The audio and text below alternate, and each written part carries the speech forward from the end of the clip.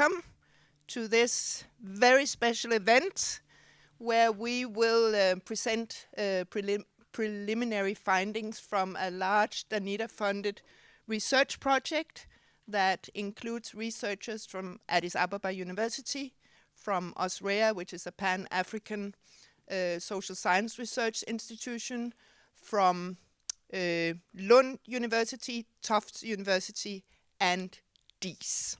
So a very warm welcome to you. We are also launching our new project banner. We will never go anywhere without it from now on. It's a gift from our Ethiopian colleagues, and it's been produced in one of the areas where we work, so I hope you can see how elaborate it is. Our project, as you have seen, focuses on child and youth mobility in response as a consequence of, in spite of, climate change, and you will hear more about it. We are a large group consisting of a total of 11 researchers involved in that project, the majority Ethiopia-based, and good luck, nice visa officers at the Danish consulate in Kenya. We are all here.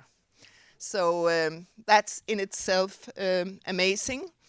We have been, if we look a bit tired, we're also very happy, but if we look a bit tired, it's because we have worked all weekend as a group on our preliminary findings. The project runs, as you can see, for 4 years, and we are exactly in the middle of it. So we have conducted a lot of field work, we have made a survey and other things you will hear more about, and we have begun to write up, but we are still analyzing.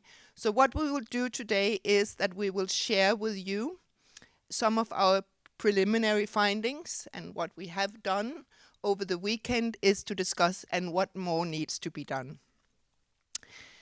Our uptake partner is Save the Children Denmark, and we also work with Save the Children Ethiopia when we are there. And as you can see from the program, we will have also an intervention from Save the Children today, because we find it extremely important that these FFU-funded projects are in dialogue all the time with people who make use of research findings in their daily work among different populations around the world. So basically, this is a presentation of preliminary findings after 2 years, and please engage in the discussion. That's also why we have put the tables as we have, because we think there's probably a lot you can tell us that we don't know. We might better explain that we actually know much more than you can hear during the short presentation. So that's the whole idea of today. We normally live stream both the presentations and the discussions.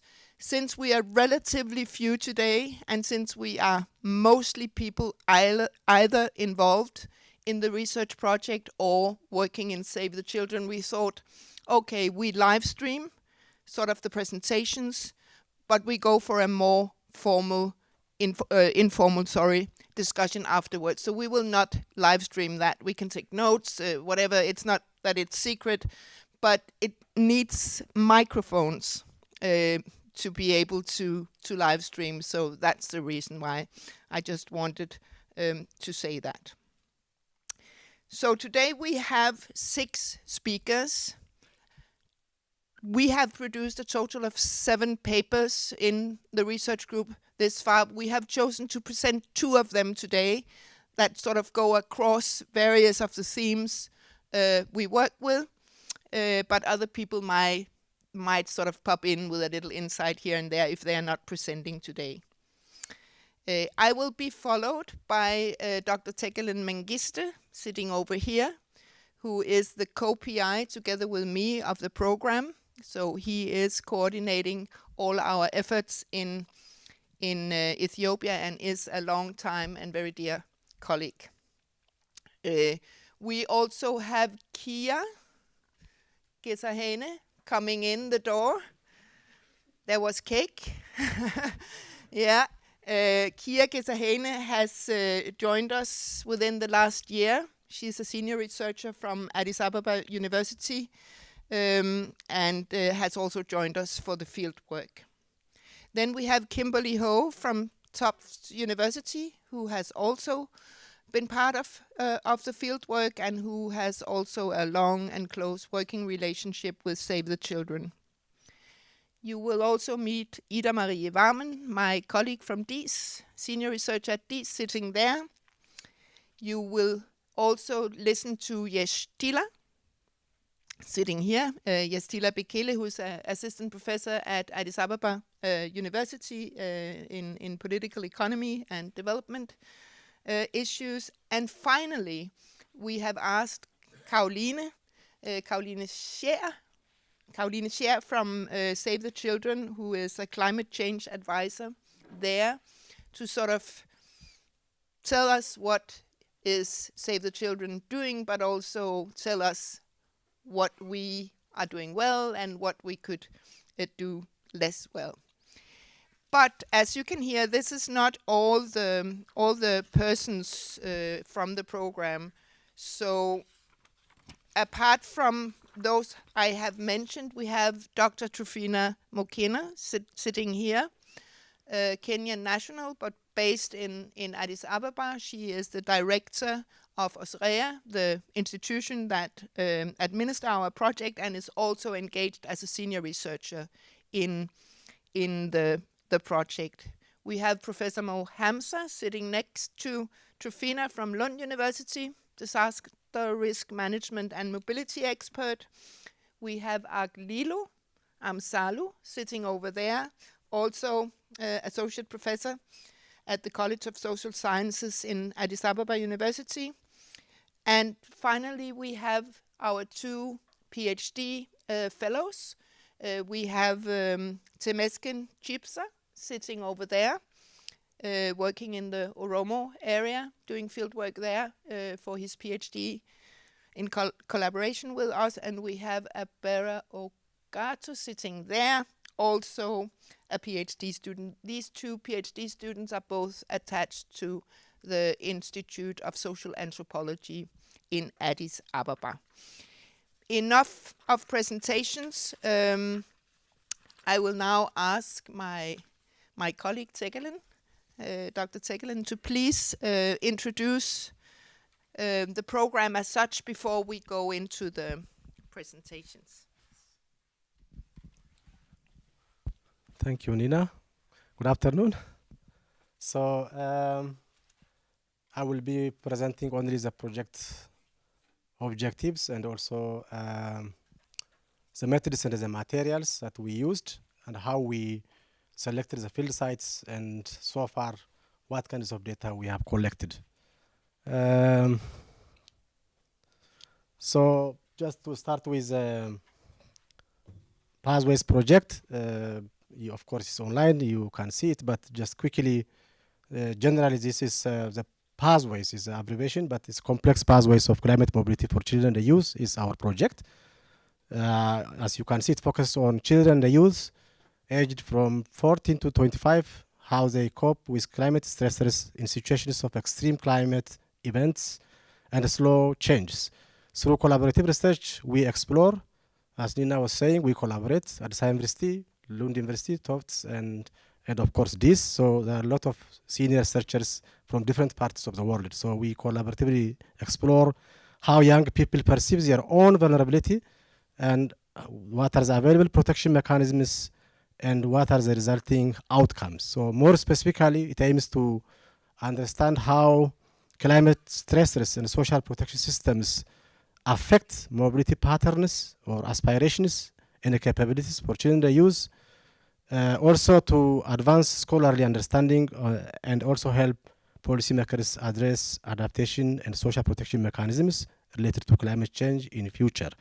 So more specifically, the research objective, as you can see, is first we were exploring youth perceptions, their lived experiences, how they understand climate change, how they talk about, how they see climate change in their daily life. So that is understanding how children, the youth, perceive and respond to climate change and its gendered impacts as well. Then we were also exploring empirically evidence on climate change influence on youth mobility patterns. And of course, we have also looking at the policy and frameworks and institutional systems available to look at these things. So these are the general objectives. I will go directly to the methods. This paper is, we are taking some of the slides. We will be presenting the paper. We produced, Ninna and I. We have 7 papers, of course, that will be presented in ICAS. But we have also this overall methods section. How we have collected data? How do we have managed the whole project? So I would, within 2 slides, I will present those approaches. So methodologically, we passed 3 stages. First, we have identified, we have identified Ethiopia as a big nation, as you know. It has 12 regions. So that's very big. So we selected 2 regions, one from south, one from east. From south, we selected southern Ethiopia region, and from east, we selected Somali region. Those regions are the most affected by climate change, and also complex mobility patterns exist, and there is changing dynamics in mobility patterns. So that was the first purposefully selected site. Then we have to visit field site first, and specifically select where we can conduct the study. So that field visit was very important to select sites from urban and rural, and also in collaboration with local authorities and also local residents. So that field visit was very helpful before we actually engage in actual data collection. Then after selecting field sites, we have conducted survey first, household survey. We have administered 365 household survey over 6 field sites, 1 urban, 1 region, in 3 areas, 3 times 2, 6 field sites. So this was to get the basic and the context to establish, so that we can design the qualitative interview tools. So the survey was that first we administered, and then of course we conducted qualitative data. Of course it's a mixed method, but of course the main one is because we are collecting life stories, lived experience of young people, and their perception about climate change, their mobility patterns. So qualitative method is the main one, but household survey is also the base that we established. So far we have conducted 88 interviews with young people, potential migrants, returnees, on the move. So these categories we have interviewed, their stories, their lived experiences. So from the young people we have those amount, and then we have conducted 12 focus group discussions. This is 6, of course. We added recently 5 more, or 6 more. And then we have conducted, of course, key informant interviews with all categories of experts from government, from NGOs, all people who are working on climate change, local residents. So that was from December to, so it's in 2024, it's mostly about those qualitative field work. We have this field site. I don't know, so these are the,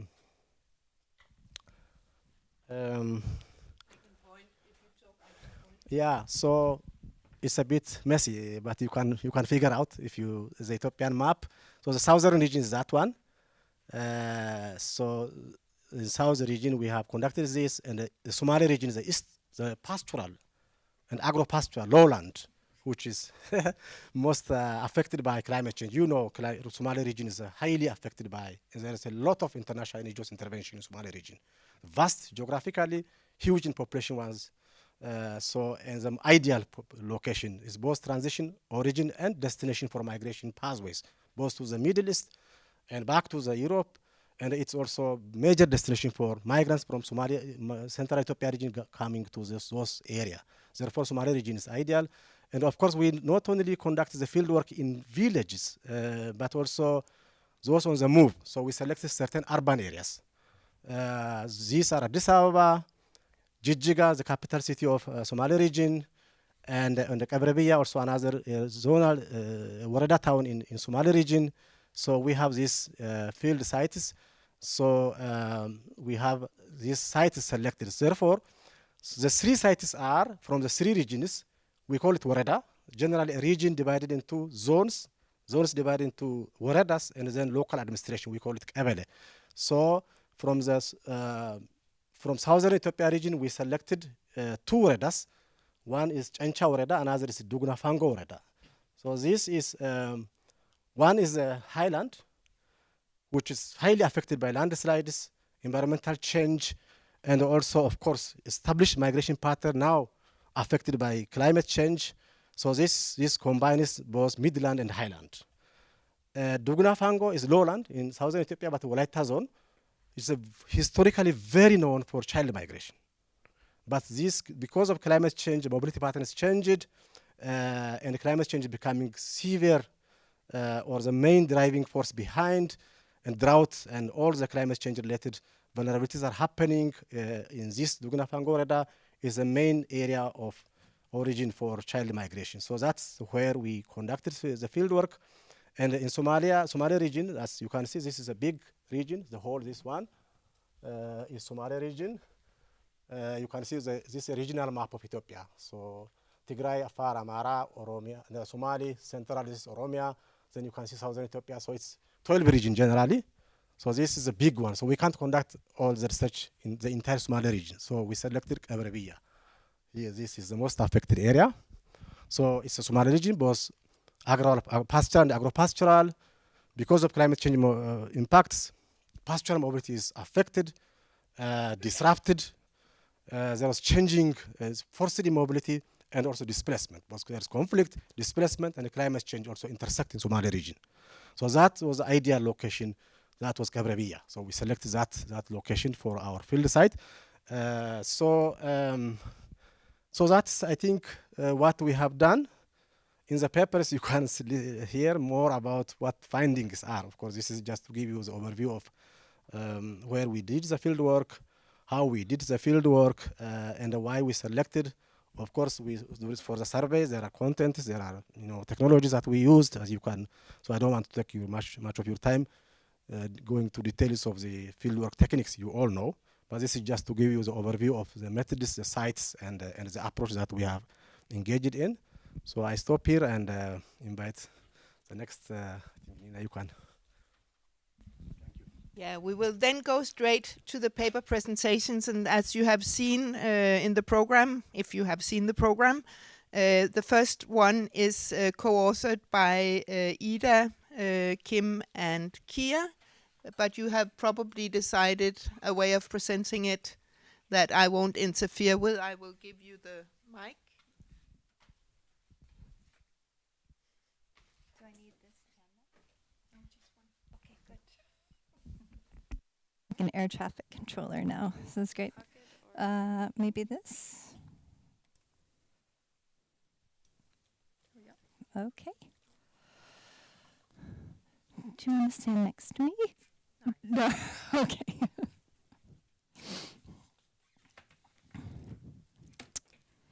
Great.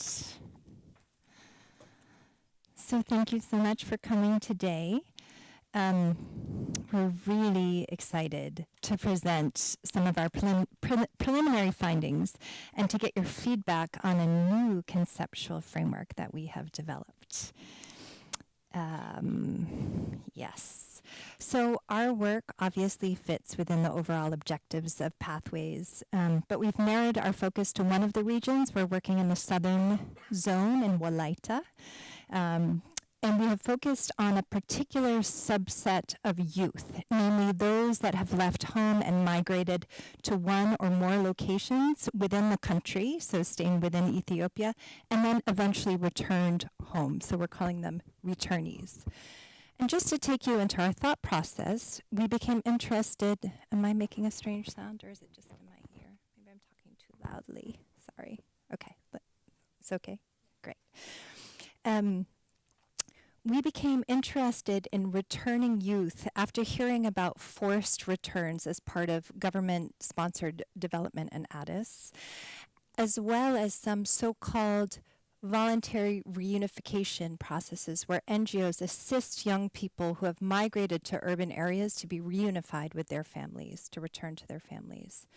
So we approached this part of the project by trying to understand the factors or the conditions that promoted young people to return. But rather than focus only on the return itself, we wanted to understand their entire trajectory, and of course to do so from a gendered perspective. So just as a reminder of the broader context, these are youth who have grown up during conflict, COVID, and hyperinflation, in addition to their own individual household and community crises that we'll also talk about today. A few words on what we know and what we don't know in the literature. We know that the internal migration patterns in Ethiopia demographically are mostly involving young people who are moving from rural areas to urban locations in search of improved livelihoods. That is something we know. We know that research on children and youth on the move in Ethiopia are really a function of family and peer encouragement, poverty, vulnerabilities linked to climate change, and a tradition of migration. Other research has already shown this. And we know that young people on the move have very few protections and face a range of gender and age-related disadvantages related to economic and psychosocial vulnerabilities.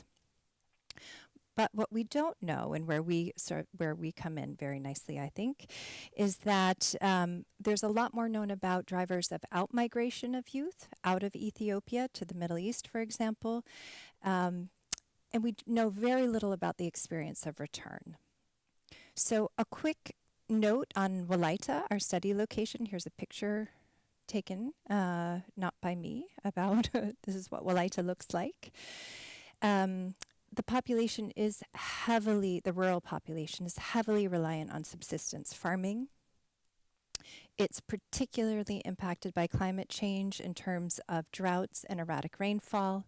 It's characterized by a very high population density and population growth that is much higher than the national average. We know also that land holdings in Walaita have decreased in size and over time and over the last 30 years by quite a bit. And recent research has found that the farmers in Walaita have perceived a substantial decrease in land productivity. There's also a historical tradition of people moving from Walaita to other areas of the country, often with entrepreneurial pursuits. There's sort of a reputation among Ethiopians that it's the Walaita people who move around the most and they set up businesses elsewhere. So there's a history of this from this location. So just a note on methods. In trying to understand the factors and conditions that lead to return and all that preceded it, we conducted 19 life history interviews with male and female youth between the ages of 14 and 25, as well as 3 focus group discussions. All of our participants for this subset of data collection are returnees. We also interviewed some key informants and one parent of a youth that was who had migrated and returned.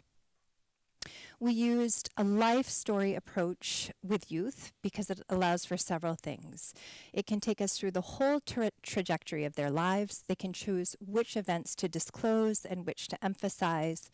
They can describe their own perceptions of the events that they choose to share with us, their emotions about it, and the circumstances that surround these events. This method also allows us to move away or avoid predetermined categorizations of their mobility experiences, and instead they can really prioritize their own interpretations and the meanings that they make of their journeys. So we took a look at all of these stories and we coded them inductively. And as we read and we reread the transcripts, a few existing concepts proved to be helpful. Beyond binaries. First, we realize, honestly, just how irrelevant binaries or continuums are in understanding youth mobilities in this context. And when I talk about binaries, I'm referring specifically to concepts such as forced versus involuntary, consent versus coercion, or even agency versus objectification. Migration studies in general as a field has started to acknowledge the conceptual limitations of binaries. So we're just basically agreeing with this and saying, yes, we agree that binaries don't really work in this particular context. We also found the work of Nixon and his conception of slow violence as particularly helpful when trying to understand the complex conditions that influence movement. And so what do we mean by slow violence? Hopefully, I'll read it out loud in case it's hard to see. Slow violence is violence that occurs gradually and out of sight, a violence of delayed destruction that is dispersed across time and space, and attritional violence that is typically not viewed as violence at all. In this sense, it's incremental, it's a type of long dying, those are his words, and slow violence usually impacts those with the fewest resources. And Nixon really conceived of this idea of slow violence when looking at the impacts of things like toxins, radioactive waste, and climate change. So he contrasts slow violence to other types of violence, the word violence that we use in day-to-day language, as we popularly conceive of it. Chimlali calls this fast violence, and this is simply time-bound, event-bound, and body-bound. It's visible and spectacular. And basically, as we're reading through all of these transcripts and listening to these life stories, we see many examples of both simultaneous, slow, and fast violence. They coexist, they co-occur in the lives of young research participants, but they occur everywhere along the trajectory, from their natal homes, in their areas of migration, and also in their returns. So what Ida will present in a few moments is what we call the fan model. I just get so excited talking about this. And it's our attempt to really bring together these complex interconnections and to show that the conditions for leaving home are actually similar to those that prompt return. That binary thinking really doesn't work for youth mobilities, and the concepts of slow violence and fast violence are helpful, but they don't explain everything. So the framework will have some different dimensions as well. And like all good models, it was originally conceived on the back of a napkin in a restaurant in Addis as we were exhausted coming out of fieldwork. So I think that's when the best ideas come up. So I'm going to take you through part of our empirics, and then I'll hand it over to Ida. Basically, I'm going to explain to you why did young people in our study leave rural Wolaita in the first place. And not surprisingly, there's no singular reason for their departure. Each of the participants recounted a combination of conditions that led to their movement away from home at that exact time that they left. And these conditions fell broadly into three categories, and most of the narratives actually had aspects of all three in them. So the first one, obviously no one's going to be shocked by this, it has to do with poverty, right? Most participants describe that poverty and poor or often extremely poor economic conditions formed the backdrop of their decision to move. Descriptions included deprivation of basic needs, food insecurity, regular bouts with hunger, inability to pay for necessities such as soap, clothing, medicine, or school supplies. Most participants did not talk about poverty as a function of climate change. But if we pressed them, well, where does the poverty come from? Why are you speaking about food insecurity? Where does the hunger come from? They would describe that it was a result of failed crops and food shortages because of changing climate, or because of drought. So just as this is from our interview, when we were at home, we used to eat what we could find. At the age of 10, I left my family and went to Addis and became a street child. This is not unusual.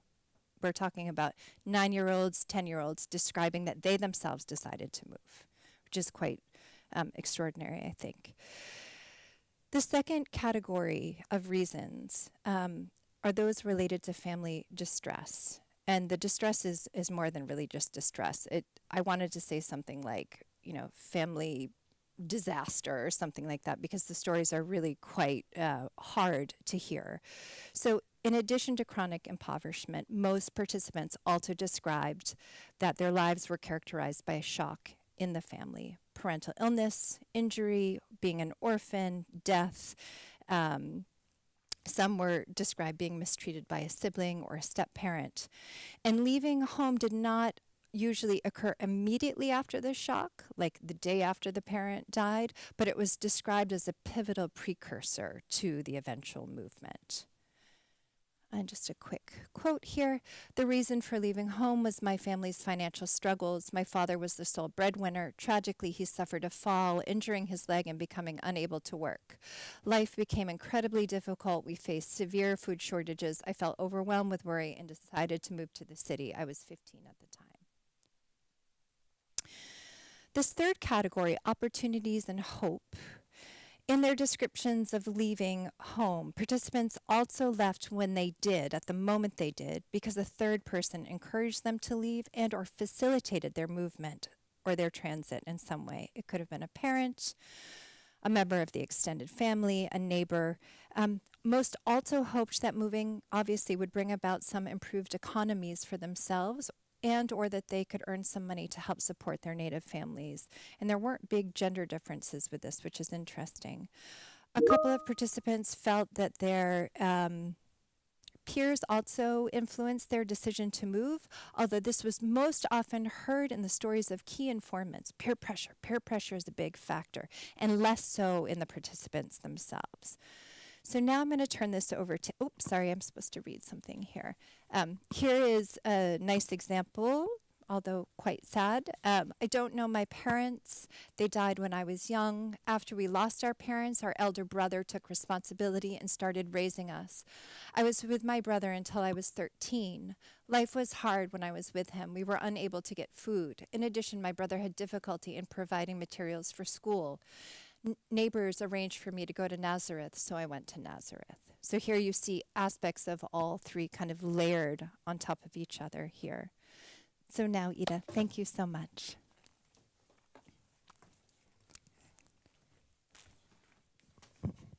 Get this on, so nice to see everybody also. I know this is on, yeah, great. So from the analysis of the life story interviews we did, we can see that when children and youth leave their homes, or place where their family had relocated to, they leave between when 1 or 2 times for a bit over the majority, and for the rest actually multiple times, so up to 4 to 10 times, up until the day we talked to them. And so some of them, when they return, want to stay, while others also want to or contemplate remigrating. And in this second section of our presentation, I will dwell further into their migration experiences, focusing on the instability and shifting circumstances that shape their movement and everyday life upon arrival to a new place, but also their return. And I will start with Anita's telling story. So Anita's mother died when she was 6 years old, and life became extremely difficult for her and her siblings. She explained, "Sometimes I would go to bed without eating, and we couldn't afford soap to clean our bodies or clothes. A neighbor convinced my father, telling him that my life would improve if I went with her, and he allowed me to leave home. However, the situation in Jinka was not what I expected. Anita stayed in Jinka, a city 200 kilometers away from the family home, for 2 years without contact with her family, working as a domestic helper while attending school. I was busy with household chores, waking up at 6 a.m. and sleeping late at night. The only positive thing was that they allowed me to attend school during the day and didn't punish me. I excelled in English and biology," she told with proudness. She managed to complete the 7th grade before being transferred to work for another family with 2 children in Addis Ababa. "My transfer wasn't my choice. As you know, it's not good to move to a place you're unfamiliar with. They told me that if I moved to Addis Ababa, I would study in a private school and have a better life, and I believed them." The father of the house in Addis Ababa was a Protestant pastor, who frequently hosted many guests, subjecting Anita to very humiliating treatment as well as religious discriminations, as she was an Orthodox Christian. I was often ordered to wash the guests' feet and even the fathers. They belittled me while doing it and once told me that it would be better for me to drink the water I used to wash their feet, she told us. So beyond this physical abuse, Anita faced extremely challenging working conditions despite her young age. So I was forced to wash their clothes every night after finishing all the other house chores. I started washing clothes at 10 p.m. and couldn't sleep before finishing. Sometimes the father would beat me, accusing me of not cleaning them properly. I often went to bed after 1 a.m. and had to wake up early for more chores. Despite these working conditions, Anita tried to continue her education. I attended night school between 5 p.m. and 8 p.m.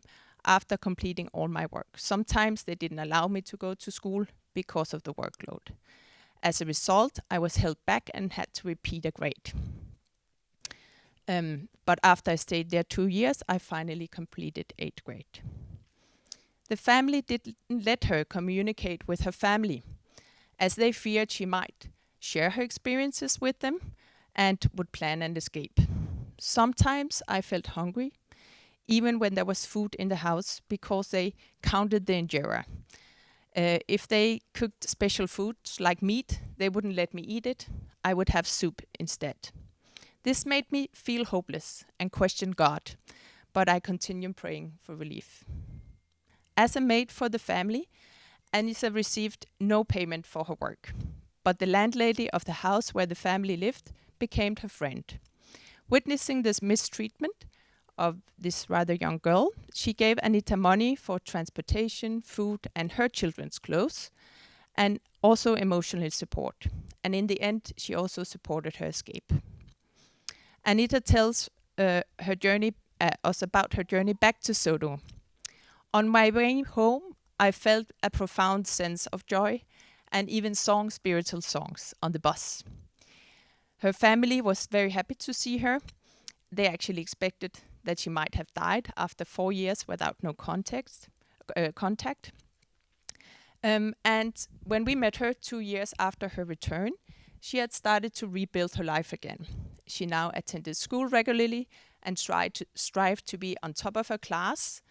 At the same time, she worked as a waitress in a traditional coffee house and got some support from a local charity organization that provided clothes and some sanitary supplies and a bit of allowances. So she could focus now on her education and had some more stability in her life. And her dream was to become a nurse. Summarizing her own story, but actually also summarizing the stories of many of the housemates in our material, she told us, life as a housemaid is incredibly challenging.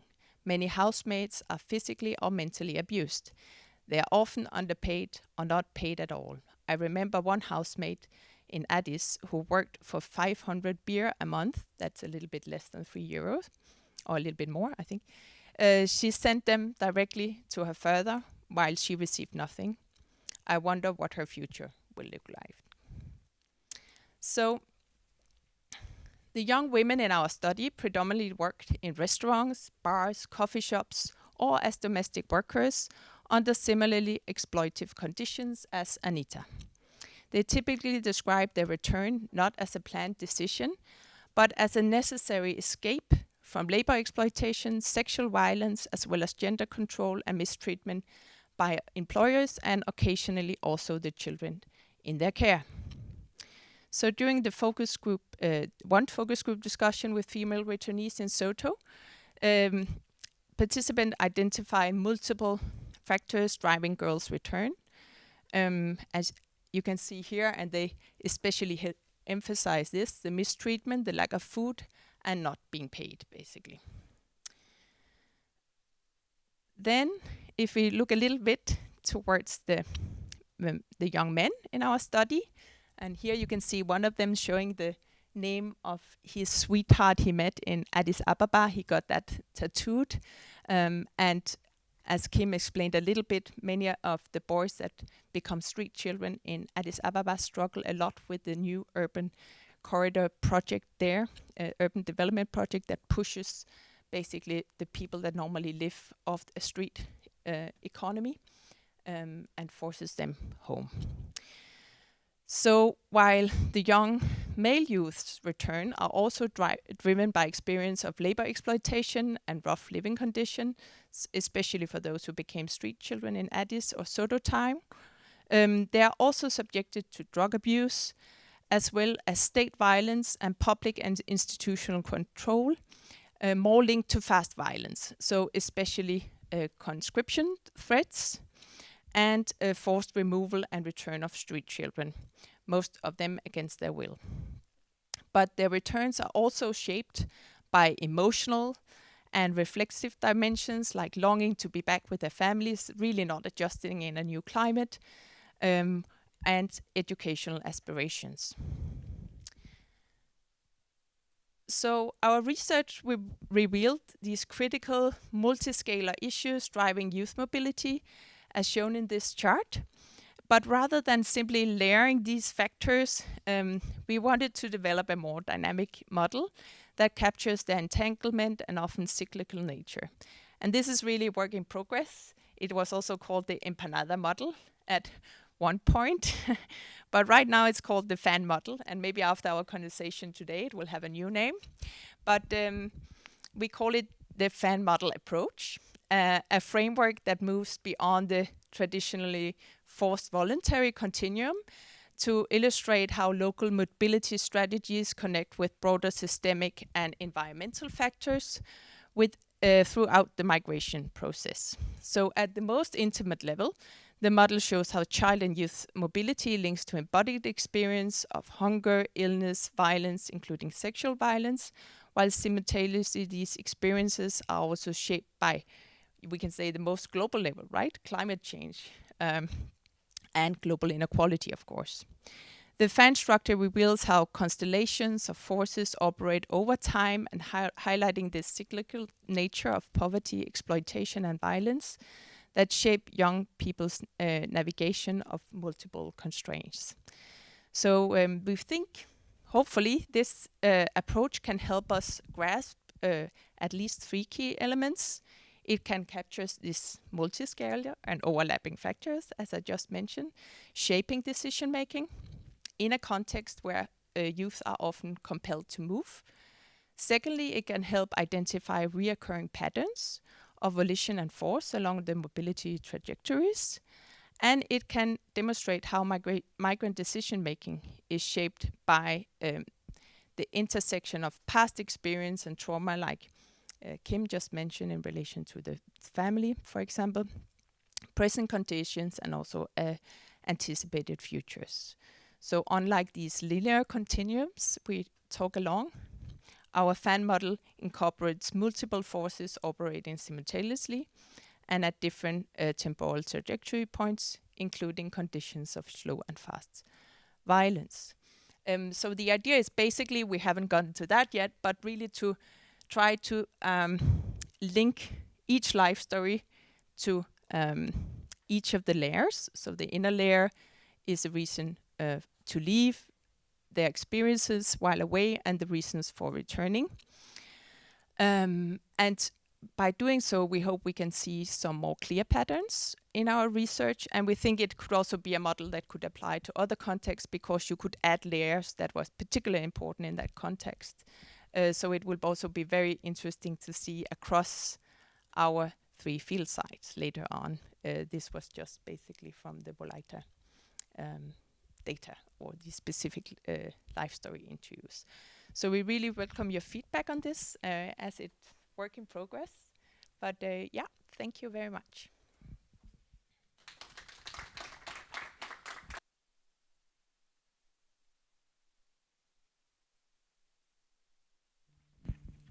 Yeah, and this was the first paper presentation. We will go straight to the second paper presentation by Dr. Yestila. And here you will be introduced to the concept of vernacular social protection. Thank you. Okay. Good afternoon. My title of presentation is Navigating Precarity as a role of vernacular social protection in shaping youth immobility, mobility amidst climate change in Ethiopia. So me and Ida, we wrote this paper together. So let me directly go to the introduction. You know, as presented by the previous researchers, in Ethiopia, persistent environmental shocks, including drought, flood, land degradation, enforcing youth and children to move away from their home in search of better opportunities. You know, when we see the scope and the coverage of formal social protection mechanism, either they are underdeveloped or entirely absent in most areas. So the vulnerability of youth to both climate risk and migration-related precarity becomes particularly acute. Here I would like to say a few things about even the formal social protection program. The common formal social protection program in a rural area is productive safety net program, which was initiated in 2005. For your surprise, the household which is entitled to get this benefit gets 20 Danish kroner per month. 20 Danish kroner per month. Even this amount varies from one place to other. In some areas, even it is lower than that.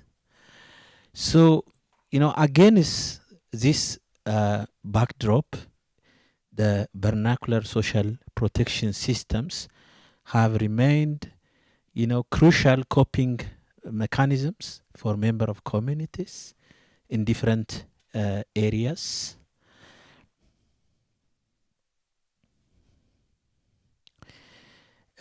In our study areas in Chencha, Wolaita, and Kabrebehiya, these are 3 locations in 2 regions, the community have developed a very complex network of vernacular institutions, including Edir, Mirgo, Tsire, Wadenna, Guta, Guzo, Dago, Komo, Girgar, Awanta Bukada, and Dain.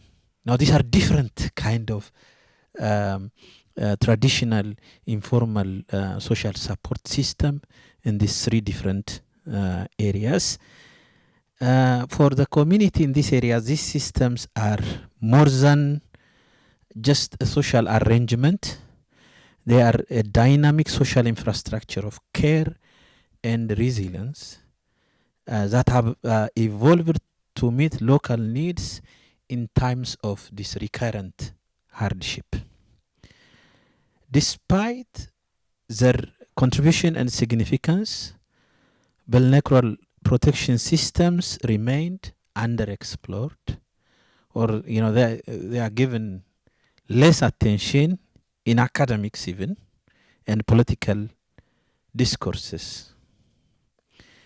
Recently, some of these traditional old age vernacular mechanisms are weakening and disappearing due to recurrent climate and environmental stressors and other external pressures like urbanization and others. In our research, we aim to investigate the status and the contribution of vernacular mechanisms in these 3 different areas. So we are aiming to fill a knowledge gap by exploring the nexus between vernacular social protection system and use mobility in climate vulnerable areas of Ethiopia. As a theoretical lens of the study, we combined 2 concepts together. One is community resilience and another is social infrastructure. So we are trying to, of course, this is a paperwork under progress. We are trying to develop a solid framework of study that perfectly captures, the nature of the vernacular mechanisms in this area. So I skipped the methodology section because Tekalign already presented it. We use similar methodology, particularly regarding our work. We employed mixed method approach, specifically quantitative, qualitative, qual design. So the remaining things are similar as what Tekalign presented. Let me go to the result and the discussion section. The formal protection system, as I noted earlier, the productive safety net program is limited, inadequate, fragile, and insufficient to meet the demand of the majority of the rural population. Even when you see not even the amount, when you see the scope, it is very limited to few community members. So, communities in this area and in other part of Ethiopia, of course, historically developed a variety of vernacular protection system as adaptive responses. So, local communities, they heavily rely on this system during shock and stress seasons. And an interesting thing about this vernacular protection system are they are tailored to the specific environmental condition, livelihood structure, and socio-cultural settings of the community. They encompass a range of traditional risk-sharing arrangement, communal level support networks, indigenous knowledge, and resource management practices. The vernacular protection system currently has been weakening and in the worst case collapsing due to high frequency and intensity of shocks from time to time because of the climate change. So this is a data that we got from our survey study. Available vernacular protection system in the study areas. So the study areas are Chencha, Duguna Fango, and Kebrebeheya. Well, there are a list of different vernacular protection system, but for the sake of this presentation, I just made the summary of this table. So the most common vernacular system in 2 areas, Chencha and Duguna Fango, is a dir, and in Kebrebeheya is a clan-based support system. It has different kinds of naming. So when you see the local people reliance on Iddir in Chencha, 94.2% of the respondents, they say that they heavily rely on Iddir as a social support mechanism system in the community. So they directly involve and get benefit from this support system. In Duguna Fango, it is 100%. And when we come to Kebrebeya, they don't have this either kind of a structure, but they have clan-based support system. The people rely around 90% of respondents. They confirm that they involve in different levels on clan-based support system. So in all these steady areas, using informal cash transfer and remittance is somehow low. These days, many scholars actually they argue that one of the reasons for mobility of youth and children from their home areas to other areas is just to send back home remittance and to support their families. But the result shows in Chencha, in Duguna Fango, even in Kebrebeya, people actually, they don't rely on remittance.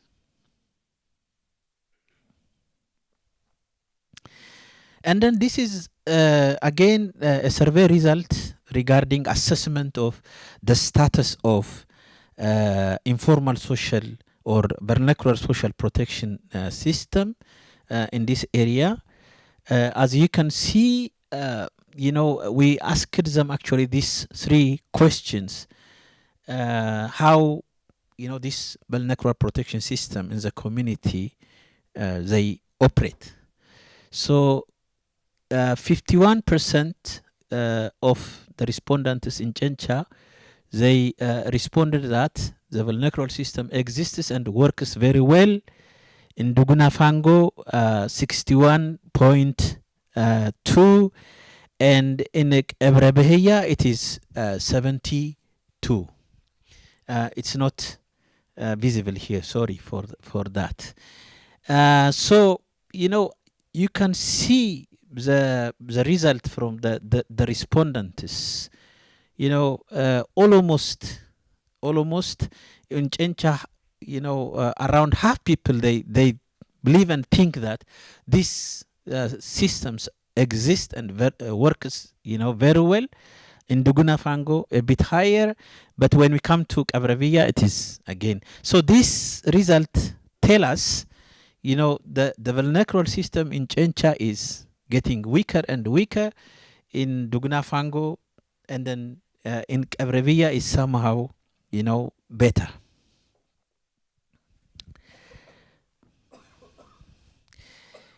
This disparity, it may reflect difference in community cohesion, resource availability, and historical reliance on these different vernacular networks.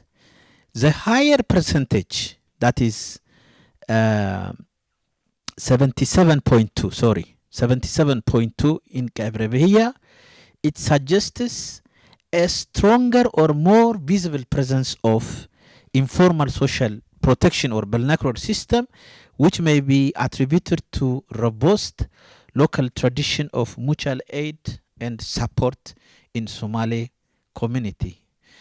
So in Somali, actually the community, they have a very strong this clan structure and support system. So in time of even difficulties, you can rely on this system and get all the necessary support. This is a story actually not from the study area, a story from my friend. We did our PhD together. So he told me that when he left his home in mainland Somalia, in Mogadishu, with few amount of money, but he told just to make communication with the clan members in different areas. So he came to the border areas of Ethiopia. They gave him money and they facilitated his travel. And then he came to Addis. He stayed with, again, another clan members. He didn't know them. They are simply clan members. And then they also facilitated his move to even Norway. So, this kind of system still works and function in Somali community. Another, our concern, our study is there any youth and children specific protection system in these study areas? That is our primary concern of the study. As you can see from the table, 97.5% of respondents, they responded that they don't get any kind of protection system in all study areas.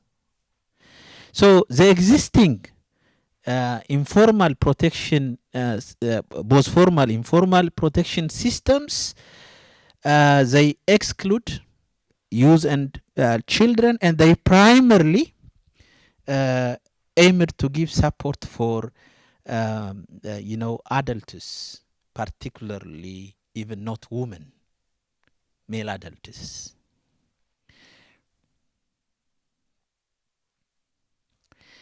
These are our empirical findings from these 3 study areas. Our first study area is Fadaiga. It is a rural qabale in the Kabrabihiya Warada of Somali region. It has a population of 6,000 with 1,017 households. This area is frequently vulnerable to climate-related effects.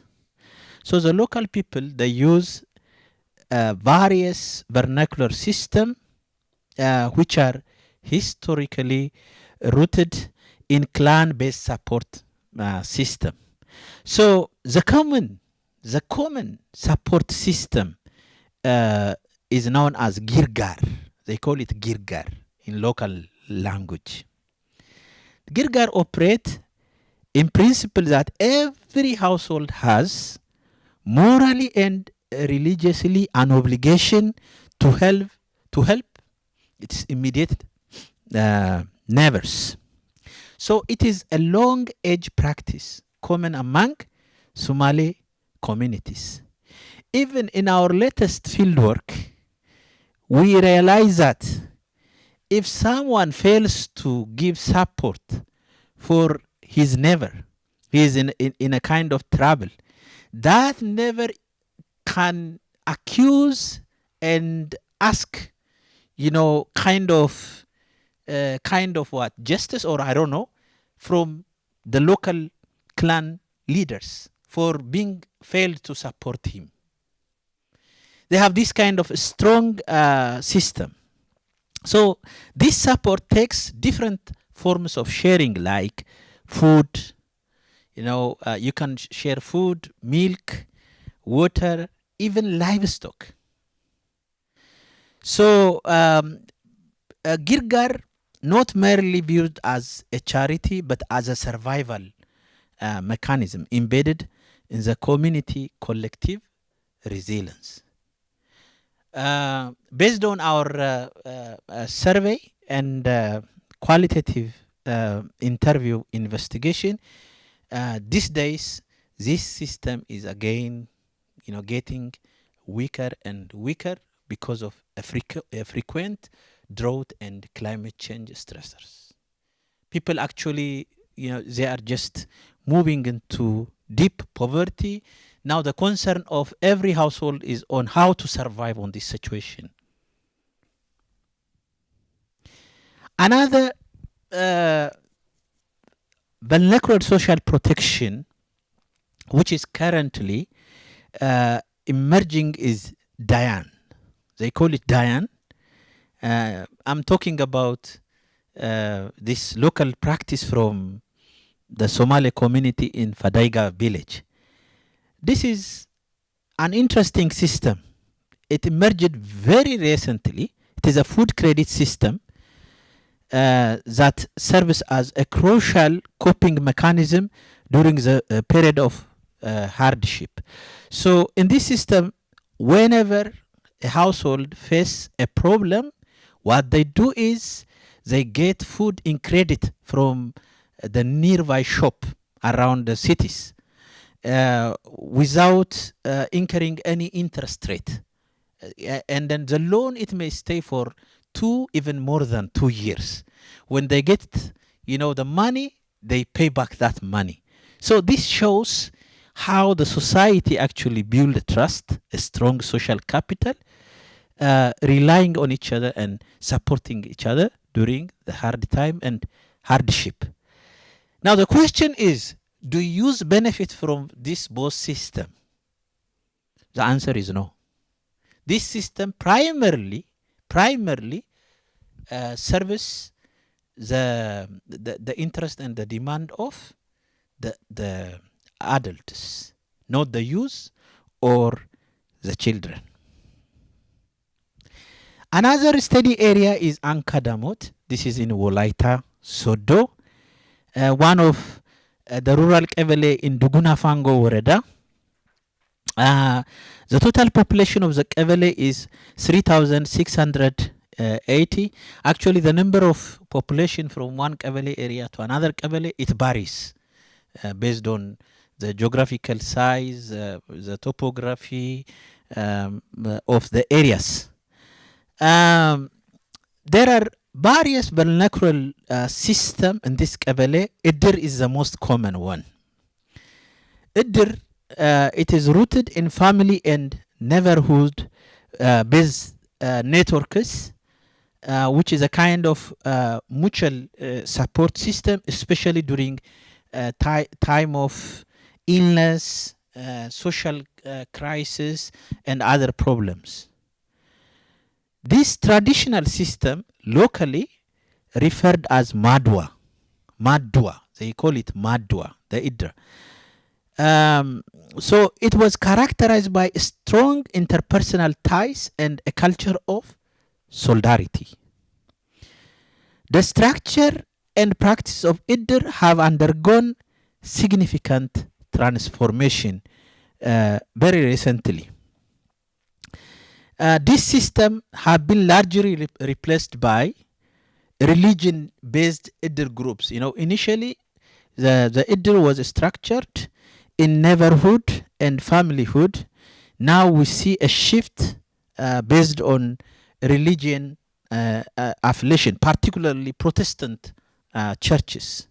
So the emergence of this Protestant church-based, Pentecoste church-based Idr system actually excludes those who are not member of the church.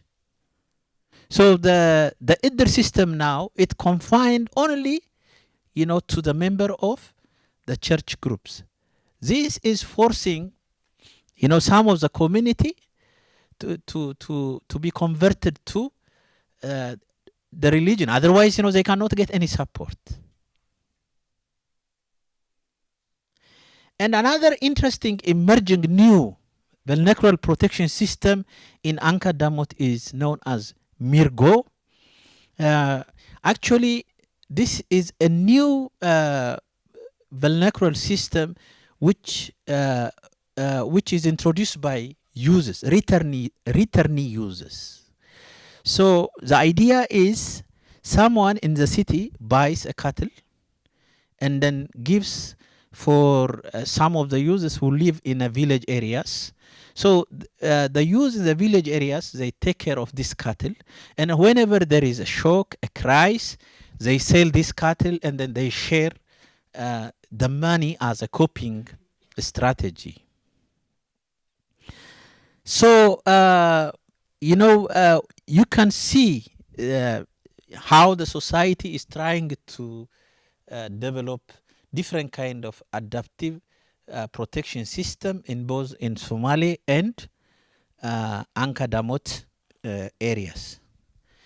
Our third study area is known as Zardo Doina Damuze, which is located in Gamo Highland Chencha area.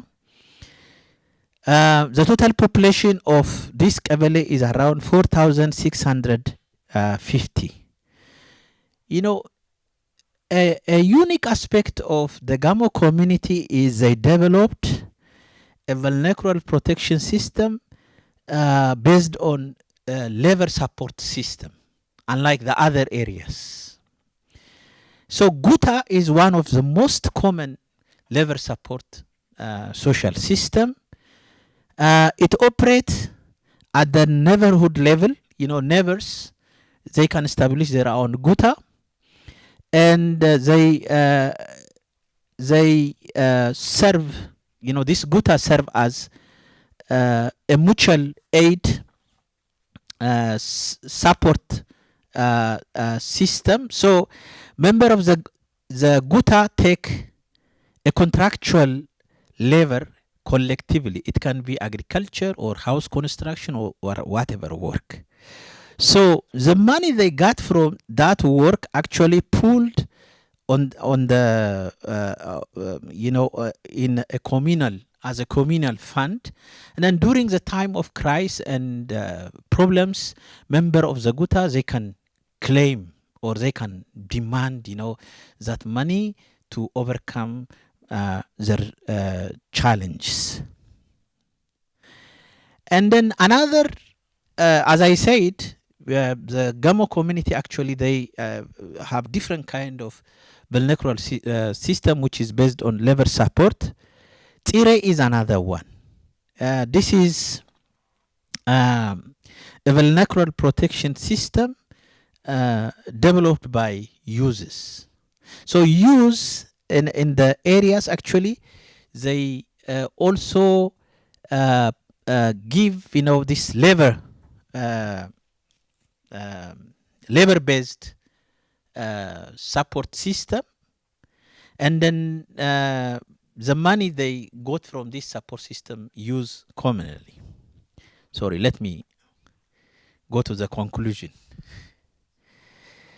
The study of the vernacular social protection system in Chencha, Walaita, Kebrebeya, it reveals a complex and evolving landscape of locally driven support system. Historically, the informal social system have been crucial in helping communities cope during crisis by providing financial, material, emotional aids. However, their effectiveness now varies across region and increasingly undermined by social, economic, demographic, and environmental changes.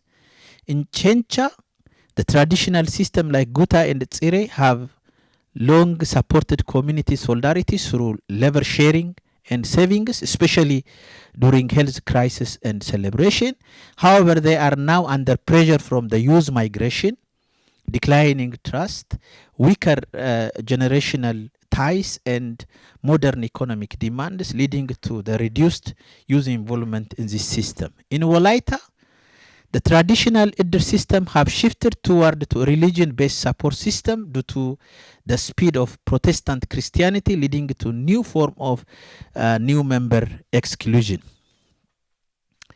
In Kebrebeya, the old age practice of clan-based support system Girgar has been under strain due to persistent shocks. In response to this challenge, the local people adopted new support system, which is known as DIIS. Despite their cultural importance, vernacular system across all three regions face major limitation. They lack formal regulation, financial sustainability, and the capacity to address large-scale or long-term needs. There is no formal and informal youth and children-specific protection system in all steady areas. Whenever shock occurs, youth and children are the prime movers among the community. Thank you.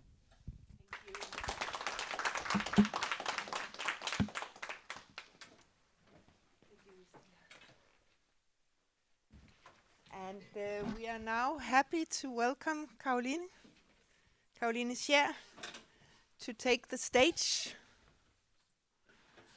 And Caroline will talk about from research to practice how Save the Children engage with research for better programming.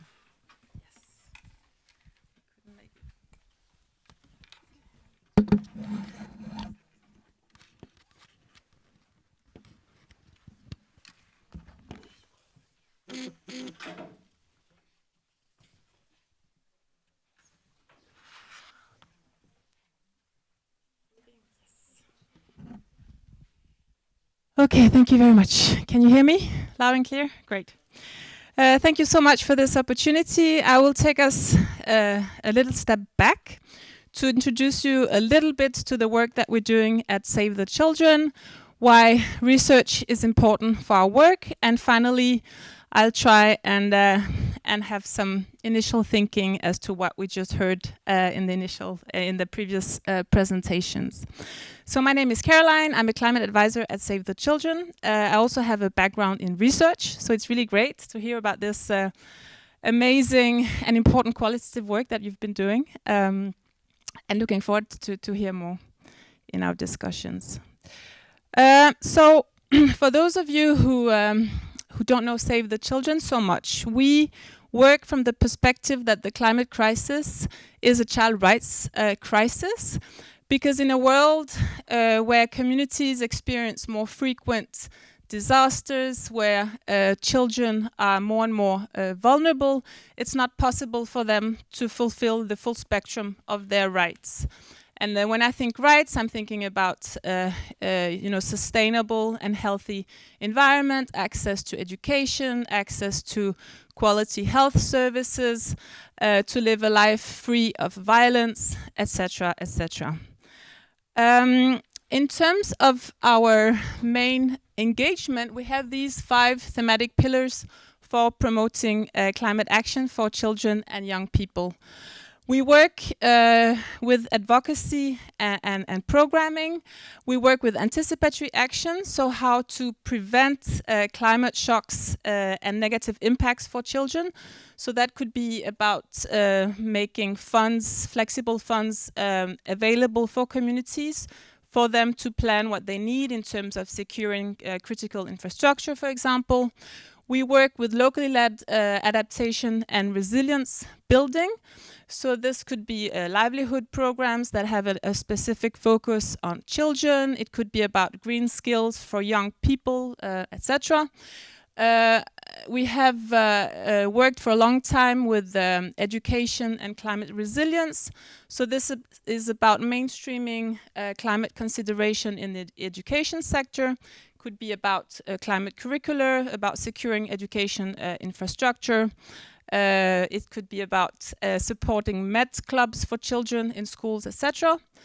The 4th element is also relatively new. So this is looking at the more invisible consequences of climate change in terms of mental health and psychosocial support. So the things that we don't really see, we cannot quantify them. They're not easy to detect, but they're nonetheless very essential for resilience and addressing vulnerability. And lastly, we're also very much focusing on urban resilience and climate action in informal settlements, knowing also the consequences of climate change in terms of rural urban migration.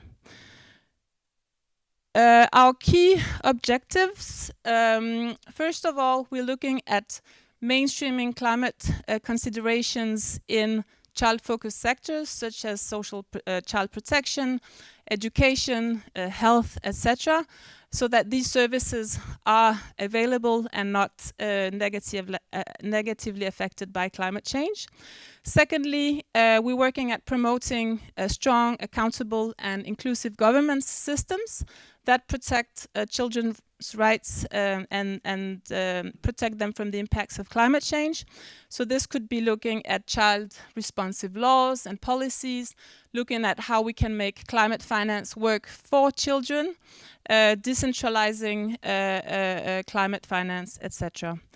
And also, thirdly and importantly, we are working on promoting locally led and child-centered climate action so that children and their communities are empowered to influence climate resilience efforts in their own communities. This also includes promoting their voice in global climate forums, etc.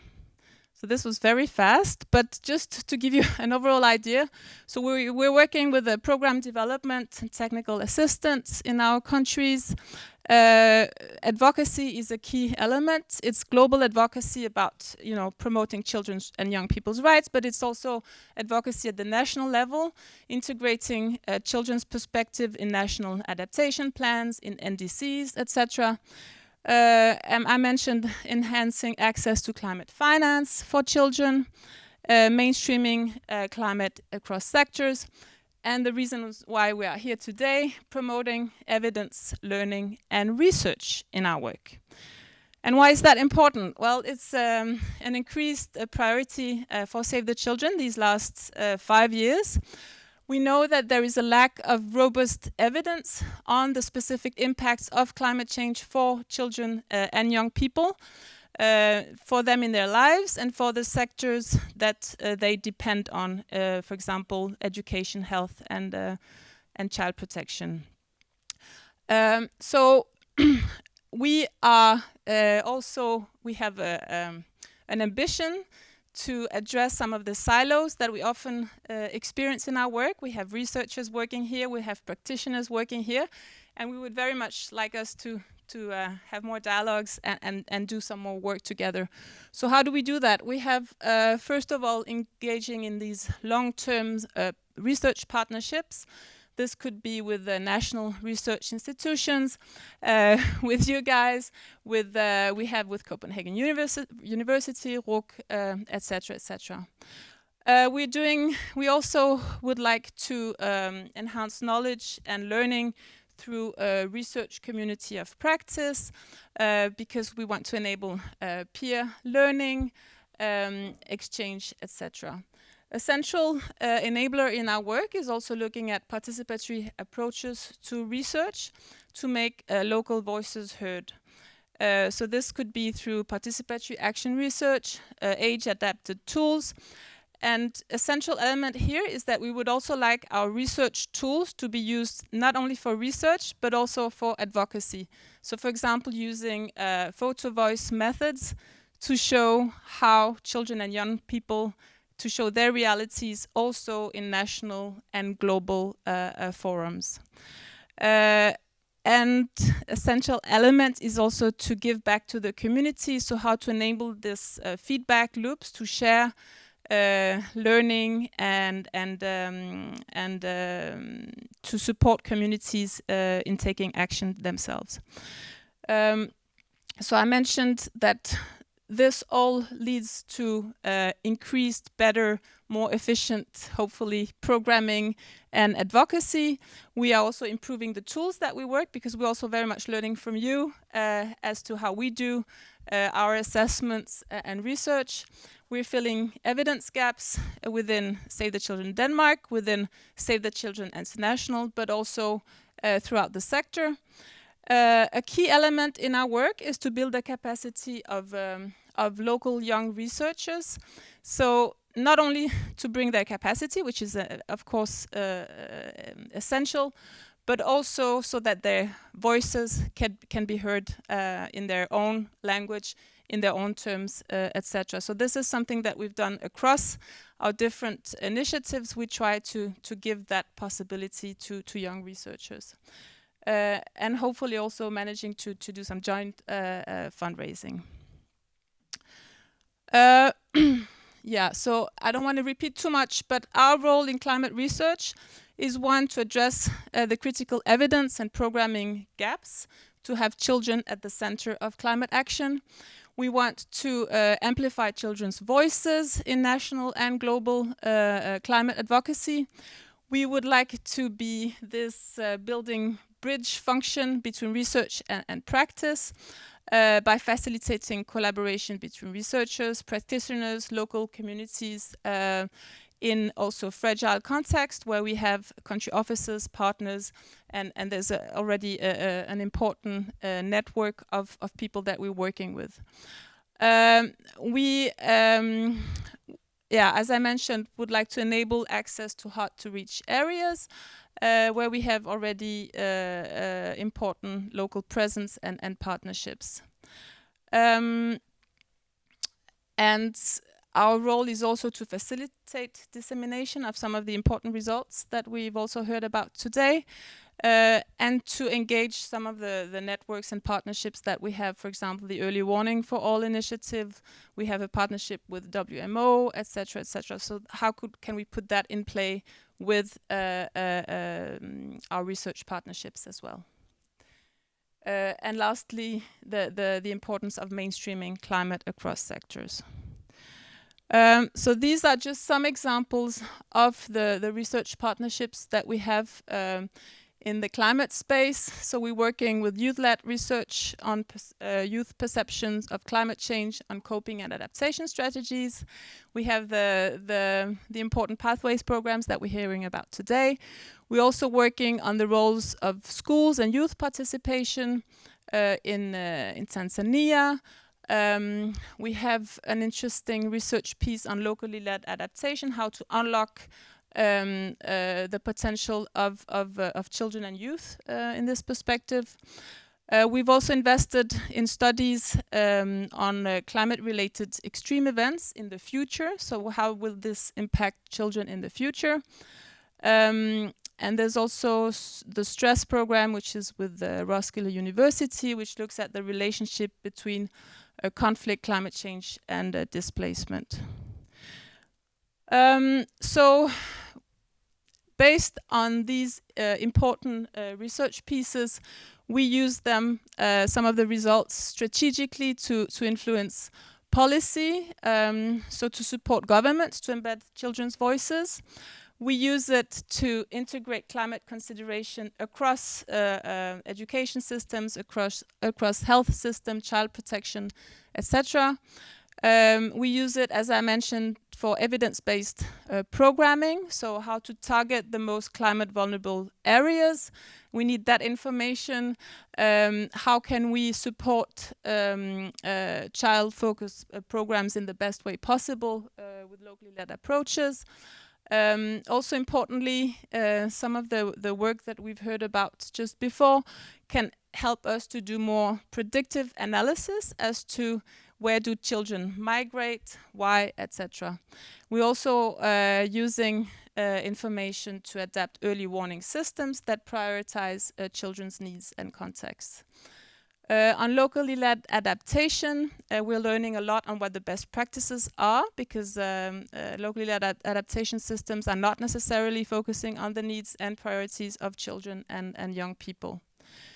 Importantly, also, there's a big gap in terms of downscaling climate data, and this is something that we are learning, and we are getting more and more information on how to do that. Also working on the co-creation of forecasts so that communities and can contribute to scientific data and vice versa. Yeah. So so I have to admit, a lot of this is also new to me, and I had a chance to look at some of the abstracts a few days ago. But I was looking through this, and these are the ideas and thoughts that resonated with some of the things that could be some of the takeaways from us. And this is just an initial list, I would say. But first of all, what struck me is really the need for this deep understanding of the context. So how climate change, conflict, gender, formal and informal systems and youth dynamics intersect very differently across geographies and communities, even within the same region and even within the same country. So this reminds us that we cannot generalize findings from one area and think we can develop programs based on this for another area. Also, it taught me a lot about children and youth exposure to compound climate and other types of risks, because most data that we have now focuses very much on one single hazard. I thought it was also really interesting to hear about how community resilience is rooted in very different informal, social and protection governance systems.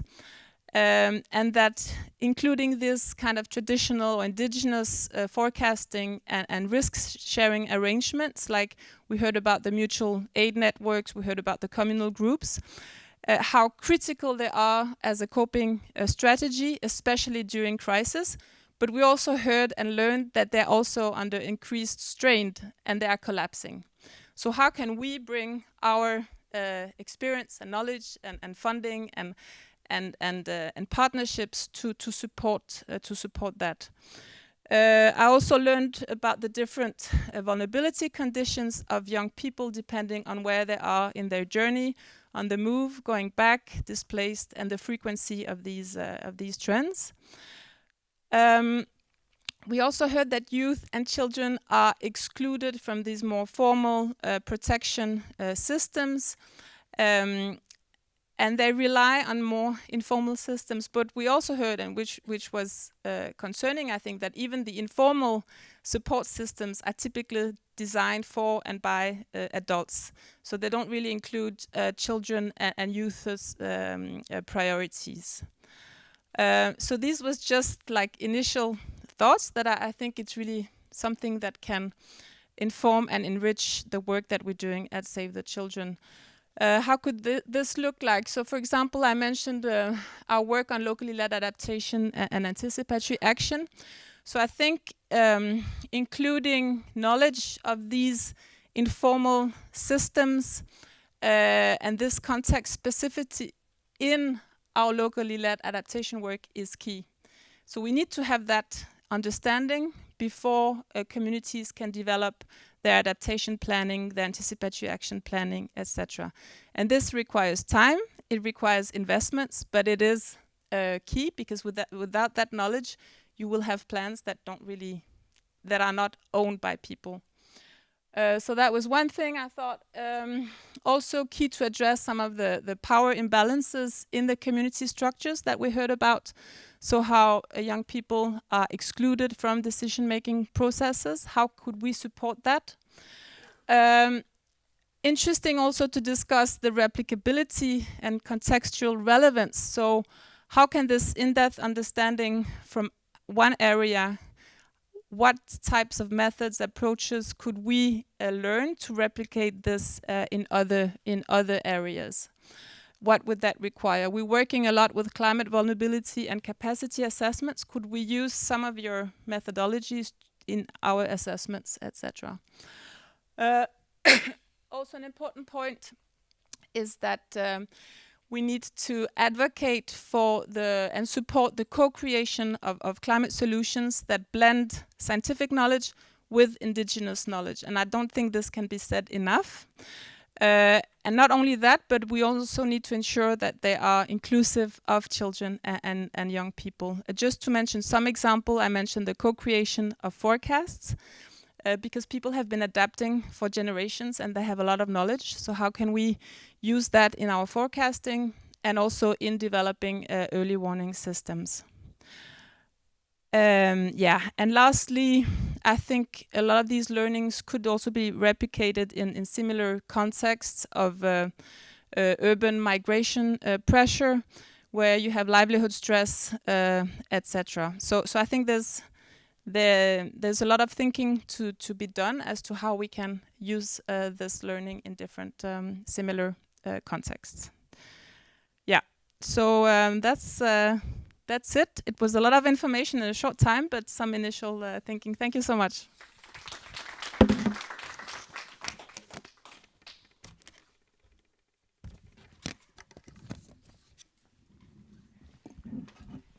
Thank you very, very much. Now, if there are questions for clarification, very specific, something you didn't understood, we can take them now. If not, I suggest that we stay at these tables where we are. I will ask Save the Children to have a representative at each table. I will ask Tila, Aglilo, and Tekalign to sit at different tables. I will ask Kim and Ida and Kyia to sit at different tables, and the rest can stay where they are as long as we are almost the same number of people around a table.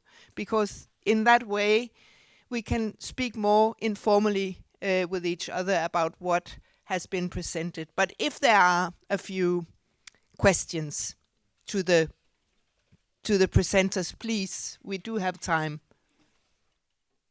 Isn't the case? Let's make informal space for conversation then.